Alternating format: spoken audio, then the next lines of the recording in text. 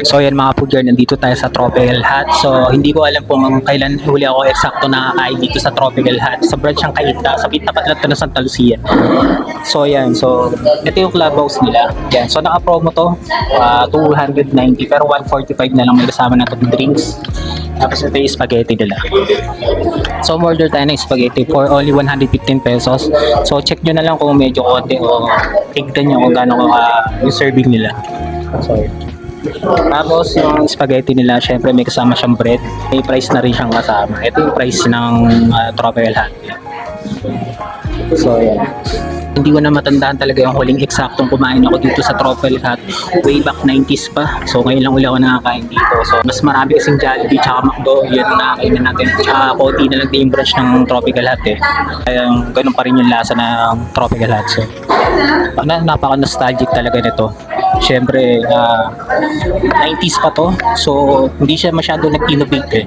So, hindi siya dumami kagaya ng Jollibee tsaka McDo. Yan. Yan. So, pero marami pa rin silang branch yan. So, mamaya check natin. So, yan mga kuya. Ito yung spaghetti nila. So, try natin. Kung ganun pa rin yung lasa nila. Kung walang pinagbago. Kagaya ng dati. So, haluin muna natin.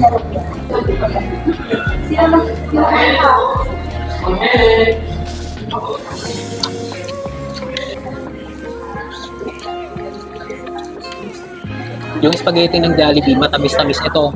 Medyo may pagkaunting maalat yung sauce nila. So, sobrang layo. So, hindi ko na matandaan kung anong eksaktong lasa ng spaghetti ng Tropical dahil sobrang tagal na. Okay. Tapos may kasama siyang bread. Yung 115 to yung spaghetti nila.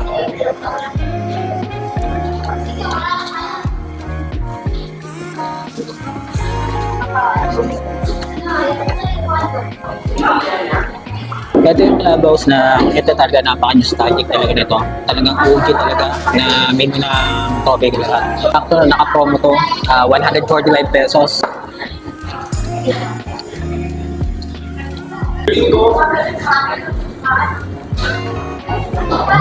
Yung bawat kagat mo, parang bumabalik sa 90s na era. So talagang very nostalgic talaga ng menu na to. So very classic talaga. Message naman. Pangalan niyo.